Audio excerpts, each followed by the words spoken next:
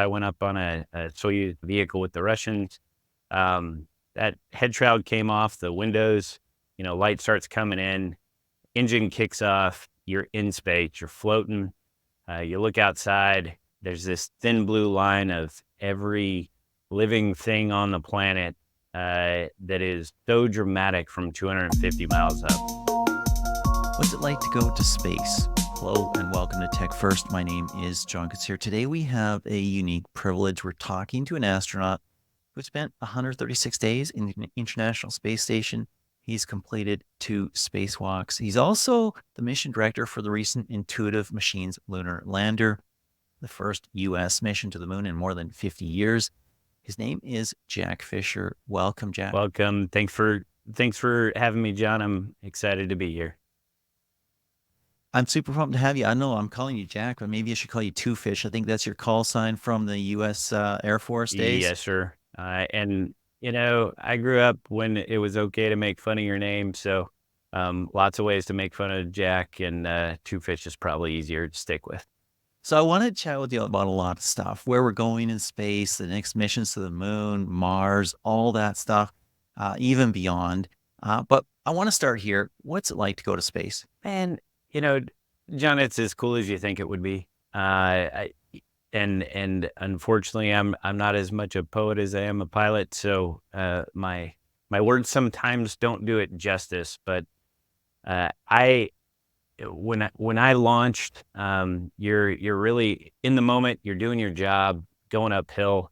It's when the head shroud comes off. I went up on a Soyuz vehicle with the Russians. That head shroud came off, the windows, light starts coming in, engine kicks off, you're in space, you're floating. You look outside, there's this thin blue line of every living thing on the planet that is so dramatic from 250 miles up. We've all been on airliners. We've all seen, the curvature of the earth, and, you get to start to see the atmosphere, but 250 miles up, you get to really see a different perspective. And that's what's so cool about it, because everything changes. Everything you've known, all those rules of if I drop something, it falls. I got to walk on the ground, or nope, I can float. All of these rules and these things that have, and parameters and constraints that have restricted you, your mind is allowed to redefine itself, to look at everything in a new way, and it's magical.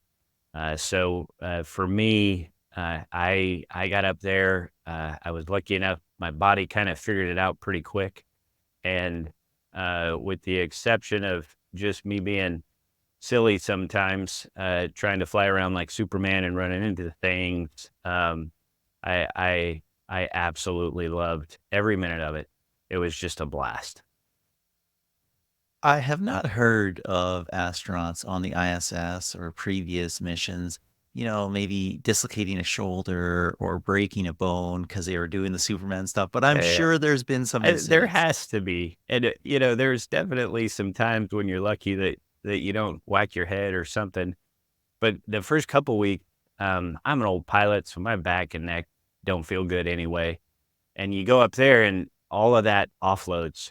So I actually grew a couple inches, and my back felt great, and I was flying around and doing all this stuff, and I was on the video chat with my wife, and I'm like, my back feels great, I'm sleeping great, but the back of my neck kind of hurts. And she goes, "Well, dude, why are you flying around like Superman all the time?" I'm like, "'Cause I can." And she's like, "Can't you fly anyway?" I'm like, "Good point." And so then I was, doing like low rider, like I'm on a Harley, or spinning or flipping, or it it changed the experience. So props to my wife for giving me some good advice there.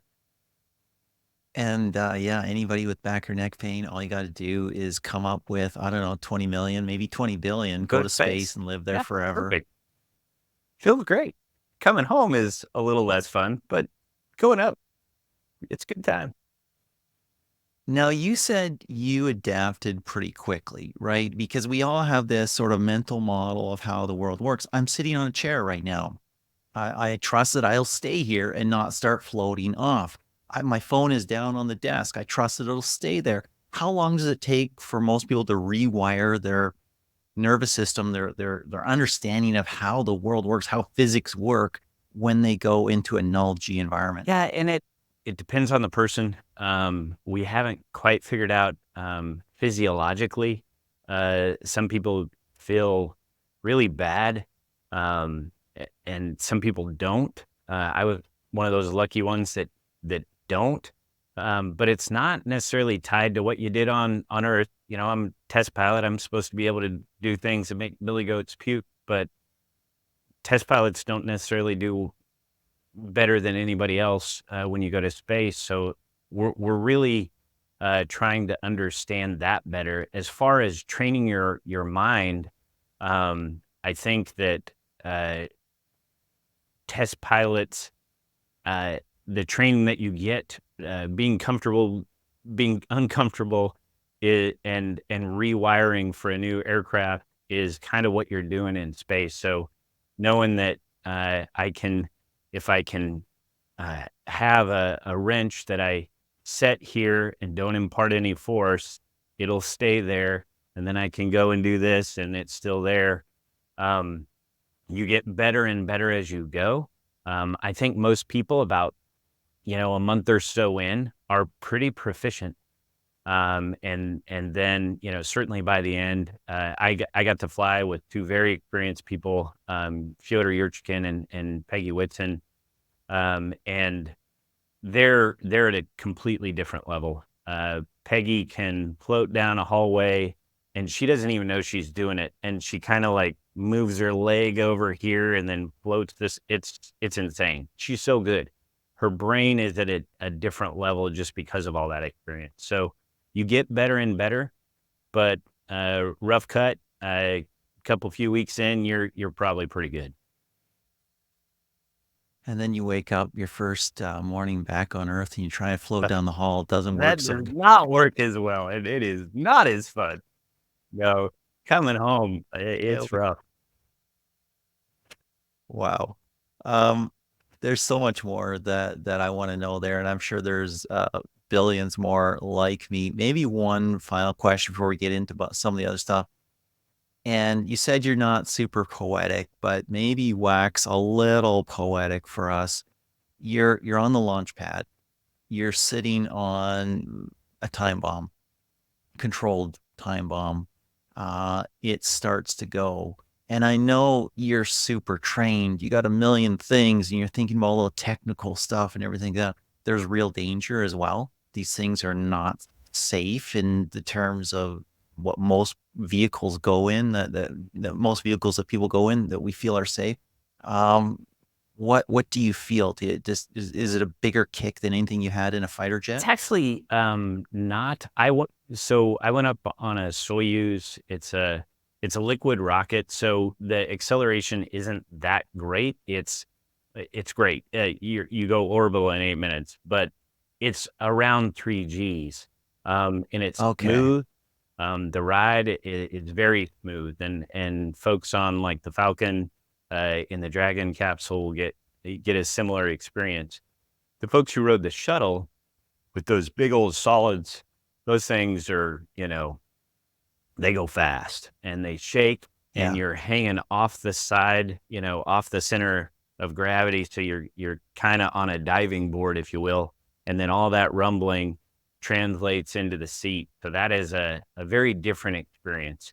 As far as, uh, you know, fear or those type of feeling, um, my whole career is as a fighter pilot, combat pilot, test pilot. Um, you, I think fear is a good thing. I think it brings your A game and it makes you sharp. But you can only use that for the things that you can control. Um, if I'm going to be fine pink mist in 20 seconds, because this rocket decides to blow up, there's not a lot I can do about that. But I need to nail the stuff that I can affect the outcome, that I can affect change, and I need to focus to do that. So When I was flying, you've seen Top Gun, where Mhm. it's the beautiful little anthem, and then Tom Cruise salutes the crew chief, and then it's danger zone, right? And when I was flying, I always appreciated that moment. And same thing on the pad, sitting there. Garth, you got to choose a song, and I chose "The River" from Garth, and you know that's when all the emotions are going through you.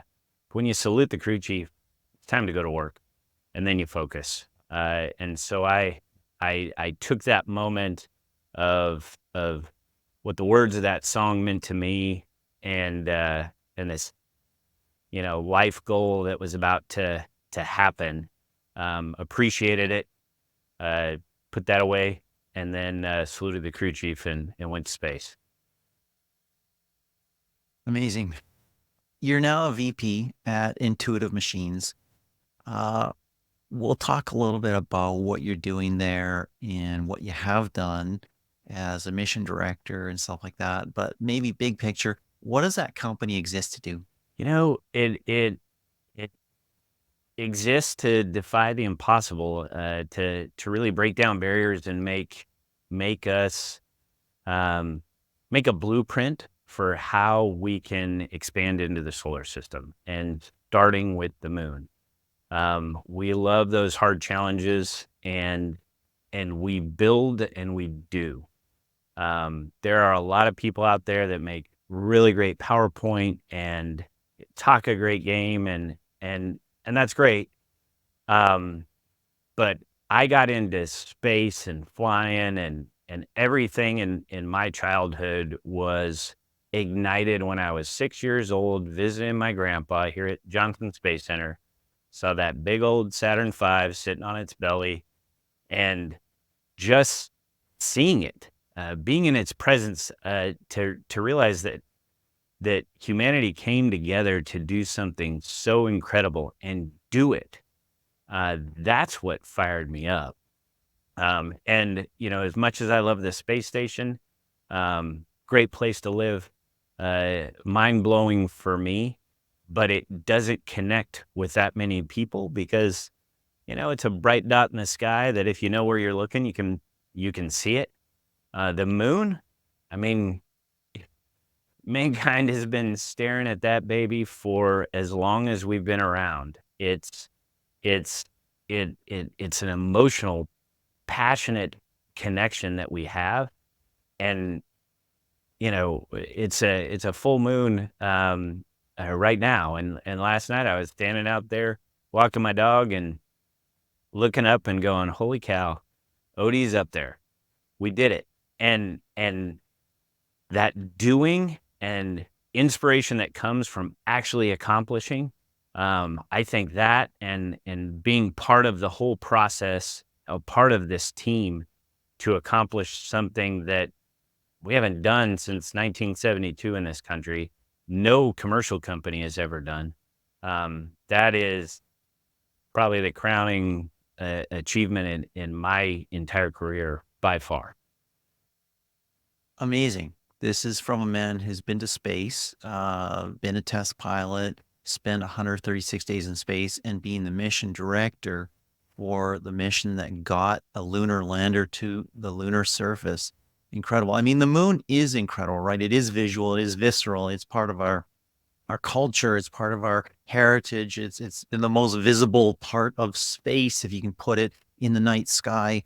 It's also a place where we can spend time, right? You can Absolutely. imagine us carving out living spaces that are protected from cosmic rays and solar radiation with, some regolith over our heads and that sort of thing. And as much space as you plan to dig for, and maybe even find some combustibles and some water ice and other things like that, right? So there's real prospects for, and there's gravity. So your body should hopefully function quasi normally, right? I mean, there's low gravity, but it is an interesting place to establish ourselves. Oh, absolutely. And as a company, our in addition to the lunar transportation systems, lunar access that we build, just like Odie, our next mission is coming in November. We also just won a contract for kind of a down select on a astronaut moon buggy. So the lunar terrain vehicle, that is, as you said, the lunar environment does give us that platform to launch into the solar system from, to learn how to survive and thrive on other celestial bodies, to get the technologies that we need hammered out, and to really reduce the cost. Low Earth orbit wasn't as prolific as it is now until we got the cost to launch down. Thanks, Elon, and the others. So we are trying to do the same thing for the moon. We're trying to develop the engines, the structures, the guidance and control, all of the things that you need to reliably, efficiently, and cheaply, if you can call it that, land on the moon. That's what's really going to ignite a lunar economy and allow us to build up the infrastructure we need to go even further. So you're going to start working on this rover for Artemis. Does it look like we found some good spots to land and perhaps establish a base that might have access to local materials that we can use, water ice or other things like that? Absolutely. So NASA's been working on this for a while. We have, they're called the Artemis landing sites. We have all the data from everything all the way back to Apollo to current day with our Lunar Reconnaissance Orbiter, and all of the data from our mission, all goes into and analyzing and understanding exactly where to land. In fact, on our second mission, we are landing at one of those sites. It is within the same picture frame of the South Pole, 89.5 degrees. So right next to the Shackleton crater, if you've ever heard of that. And it is a site that we are fairly confident will have water ice in the soil. We're bringing a drill with us that drills down about 1 meter into the soil, has a little mass spectrometer that looks for volatiles in what we dig up. We also have 2 rovers on the vehicle and a rocket-powered drone. How cool is that?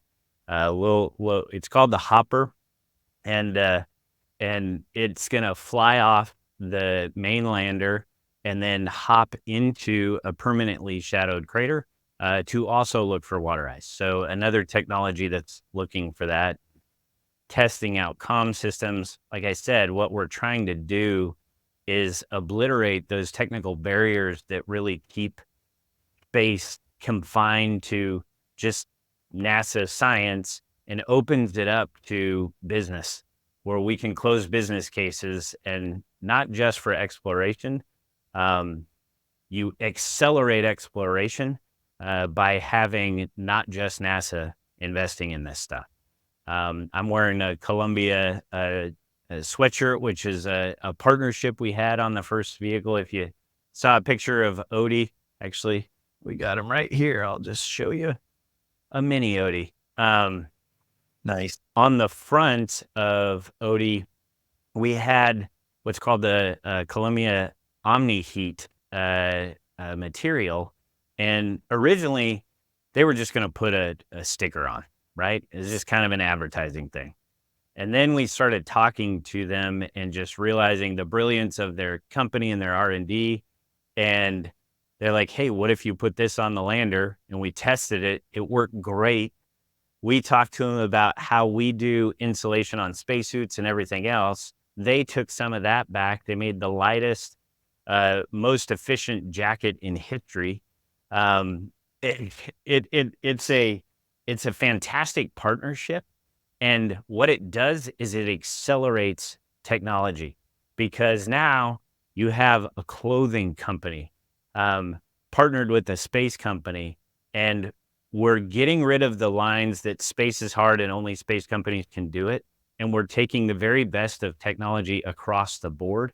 Our LTV team is the same way. We have Roush and Michelin, AVL, all these completely non-traditional companies for working on a space system bringing the very best that they've done in the tire industry in Formula One racing, and they're bringing it to bear together so that military, civil, and commercial all at the same time are investing and synergizing together so that we can just move faster. Just, it's an exciting time. Pretty cool. I think you're also bringing the internet to the moon in a sense, or at least a communications array. Is that You correct? bet. So on that second mission, we're partnered with Nokia. We obviously have our comm system that talks to the Earth, but this Nokia 4G LTE system is going to be on the rovers, on the hopper, and on the lander itself to create the network and really demonstrate how we might have a more capable communications system on the surface that then talks to relay satellites and back home. Nice, nice. I think there's an interplanetary IP address system as well. So I'm assuming you'll tie into something like that. I believe it's been used in Mars, You bet. on Yeah, we Mars. use a lot of those same protocols. NASA has kind of conglomerated all of those protocols into a document or a standard called LunaNet, and that is really guiding another one of the contracts that we're going after. It's called Near Space Network Services. It is the commercial augmentation for the deep space network. And its Gotcha. goal is really to standardize, just like you said, have that the standard that everybody uses so that we can put up a system and it's not the only system you can use, that they all interact and get better together. I am so excited for us to be able to create some sort of permanent or semi-permanent spot on the moon. There's so much that we can do there. Radio telescopes on the dark side, right? Free from the interference of all the EM that we put out. Just telescopes in essentially perfect conditions that are on a platform there. So much that we can do, so much that we can learn. Ah, it's one of the mission goals is also to prepare for travel to Mars. Talk about that. You bet. So a lot of our technology is scalable or applicable to a Mars mission. You might have heard in recent week that NASA put out a call to industry. Hey, what could you do to accelerate the Mars sample return program? It was a bit behind and over budget, and can we do something akin to the commercial lunar payload services, or CLIPS, kind of firm fixed price where industry takes some of the risk to accelerate and move quicker and get this same thing done without bankrupting NASA. We did put in a proposal for that as well with several partners in industry to get out to Mars, return those samples with an ascent vehicle. We dock, we come home. We're building out reentry technology for even lunar sample return. So that's part of the overall infrastructure. There's just a lot of overlap in these technologies. So the faster we go, the more that we can really develop and just refine, the faster we're going to be able to get to Mars efficiently. And so we're really excited about that one as well. One of the things that you mentioned there is docking, meeting up, docking, getting some samples, returning. I mean, that's honestly one of the mysteries of space to me. I mean, you mentioned being on the ISS, and if you put a tool somewhere, don't impart any force to it, it'll stay there. Not imparting any force to it has got to be incredibly challenging, right? And if you're in space, any force that any wiggle, any roll that you come up with, I mean, counteracting that with just the right amount of force. I mean, I know we have computers for that these days, but they had to do that sort of more manually in the Apollo days, and it's shocking that that's possible. Yeah, and we keep getting better and better at it, right? The space station, God bless that arm. It has had a long and and arduous life of capture in all those vehicles. But they are largely cooperative. Everything that docks to the station, we null rates on the station so that it doesn't move much, and it's so big that it really doesn't. It's more that active control with the vehicle and then turning it off at the wrong time so it's not fighting. So that, or the arm or the station docking isn't fighting it. But nowadays, we do have systems out there that can go up to non-cooperative is the term, but a vehicle that might be in distress or is rotating because it's out of control. The interstellar There you scenario. go. Yeah. And it can still, think of it like when you're getting ready to go into a jump rope as on the playground, and timing it just right to go in, at that moment when you have a window. We do have those capabilities. We actually have several patents in this company for non-cooperative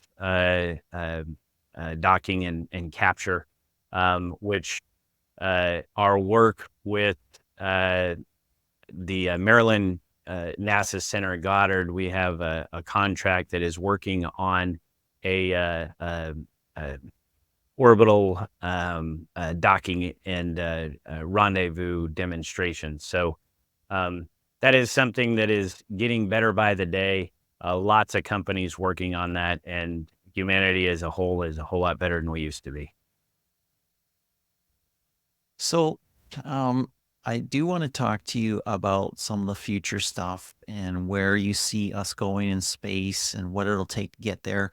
Before we do that, you are the recipient of an award very, very recently. Talk about that. You bet. So Annie and the whole Unified team, just an incredible group of people, has started Unified Space Agency quite a while ago. So Annie Barrio started this. She grew up in the music industry and working with rock stars, and she met a few astronauts along the way, and saw this kind of kindred spirit of yeah, artist in a way, but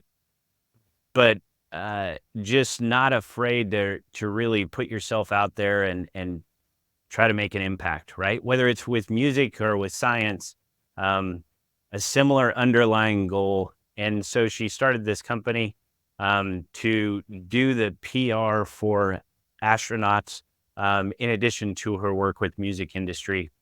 And it's grown. She represents, heck, most of the astronauts I know, including me. And she has now put together, okay, let's start combining the two in a way where the accomplishments and just recognizing great achievements over the year or over a lifetime. In the case of Alan Shepard, we can now showcase that and ignite it in a different way. Just like when you go to space, how you tell that story is going to resonate with certain people. I am not a rock star. You don't want to hear me sing. So I am not going to inspire anybody with music. But if my story can be translated through a rock star band like OAR, and they can capture people's imagination in a different way, we get the same thing done. So I'm excited about it. I think it's a great idea that Annie had. I'm completely honored to be a part of it. And just as a representative of Intuitive Machines and our banner year this year. So honored and excited at the future of really a different way to get people inspired. Very, very cool. If I recall, it was a platinum award for your achievements. And as a very humble person, I'm guessing you spent most of the time talking about your award, talking about the people who set it up and what it's all about, which is all good. No worries. It's all good. It's all good. Awesome. Let's turn here then. What will it take to make humanity multi-planetary? Yeah. So we're a lot of people working on that, right? Elon's battle cry is occupy Mars. We need better propulsion. We need better radiation. Um, we need good power sources. All of those building blocks are being investigated today. I think the true key is where can we synergize industries so it's not just NASA.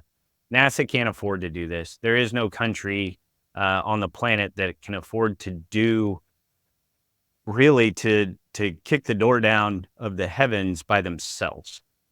There's also no one industry that can do it by themselves. But like I mentioned with Columbia or any of our partners, when you overlap those and you accelerate the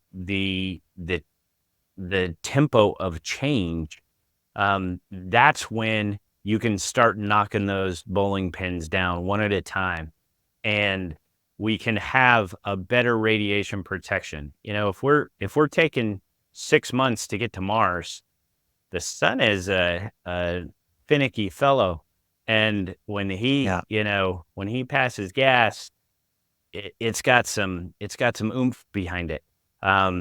We've seen it just recently. Absolutely. Good Lord, those lights. Where are you located at? Are you in Vancouver? Vancouver, BC. How were the lights? Vancouver, Were they BC, awesome? and they were My incredible. goodness. They were amazing. They were in the entire sky, and I got video and I got That's awesome. photographs as well. And you see it better. You see the colors better. The camera captures the colors better, but just visually, That's there, so it was cool. amazing. But we didn't really know that was coming before it was coming, and 6 months is too long. So how do we protect the crew? How do we protect the electronics? How do we get there faster?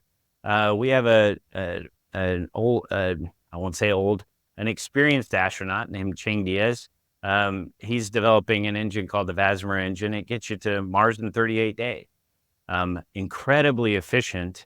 As we develop those technologies, that's where it becomes more and more possible for us to land.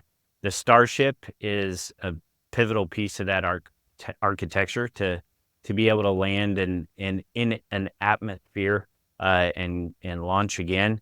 The Methalox technology or cryogenic engines that can be fueled by fuel that you make when you're there, just like Odie, that's a key enabler. So we just need to keep taking bites out of the elephant until he's gone. And the faster we can take those bites, the faster we can become multi-planetary. Wonderful. Do you have, give us 30 seconds of context on this engine that you mentioned that can get us to Mars in 30 days? That sounds amazing. That sounds like you're under full thrust the whole time. Half the way there, you're thrusting away, and then you're reversing into Mars. How the heck does that work? So, and I'm not a Vasmer expert, and that's one of many engines, but the basic premise is it is a very efficient engine. So there's a thing called specific impulse. It's like gas mileage and horsepower for your car all wrapped up into one. And a really good engine that is chemical, like the space shuttle main engine, is like 400 seconds. That's about, who cares what it means? That gives you an idea. This type of engine is in the 30,000 range. So incredibly efficient, but unlike the shuttle engine, which is a whole lot of thrust, high velocity thrust, this is, high impact thrust. It moves you quickly. This is a little butterfly fart, and slow and constant. It's a butterfly fart that is very small, but it's continuous, and there's nothing to slow you down. There's no drag. Mm-hmm. So all you're doing is accelerating constantly. And like you said, about halfway there, you need to turn around and slow down. So it is kind of looking at propulsion in a different way. And we have a lot of technologies out there that are trying to crack that nut. And it will be a big part of how we really unlock Mars. That'll be super huge. I'm going to do some research on that. I'm assuming it's like essentially a particle accelerator or something like that, because of course, it's the faster you can toss stuff behind you, the more impact you get. So if you don't want to carry a lot of reaction mass and a lot of mass that you're going to throw the way behind you, then you just got to accelerate it crazy, crazy fast, and hopefully not aim your rocket, the exhaust at the Earth or something like that, or some other place. Very, very Very cool. cool. Let's say they come to you tomorrow. They perfected it in secret. It launches. Here's a ticket, golden ticket. You taking it? Yeah, I mean, my back and neck are not the best. But if I get it, Low thrust, if I get easy. it Mars to gravity, no to worries. go to Mars, oh yeah, I'm taking it. You know, for me, my life has been about trying to find great teams to be a part of so that I can make an impact. And Mhm. um, what an incredible honor to be able to go to something like a Mars mission. I got a lot of friends in the astronaut office who could do a better job. So I would step aside and let them go. Younger, stronger, faster, smarter, and I'll do my best here with this amazing team to create the technologies and infrastructure that's needed to help get them there and home safely. Wonderful, wonderful. Final question. Favorite space movie? You already mentioned Interstellar. I just recently rewatched The Martian, one of my favorites. What's yours? You know, it's tough, but I got to go with Spaceballs. Love me some ludicrous speed. Yeah, the number of great quotes in that movie are just nonstop. In fact, our You picked the least realistic one. it The Martian was great. I thought they really captured everything. And who doesn't love space pirates? But even our gym in this building is called Ludicrous Speed, and we have kind of a "I'm going plaid" a mural on the wall. You got to have fun, Yep. and you tie back into that rock star thing with the award. You have to have fun. This stuff is awesome. We're going to freaking space. You get to see the Earth as a little marble. You get to see the moon. You get to touch and be a part of things that are hard to even imagine. You can't act like it's just every day. NASA TV, God bless them, but sometimes you make a launch sound boring. That's unacceptable because it's cool. Rockets are cool. Fire's cool. Going to other planets is super cool. So have some fun with it. And, if you ever get down to Houston, we'll walk you around. You'll see our Kessel Run hallway. The crane is called Chewie. The little hoist is Han. In the other assembly room, we got Darth Vader as the crane. We got Leia and Luke as the hoist. Leia's the 10-ton crane because she's a more powerful Jedi. Line up the lightsabers that can come across. I mean, we have fun because this is awesome. And we want to remember that every day when you walk through. So yeah, Spaceballs, ludicrous speed. I'm going plaid.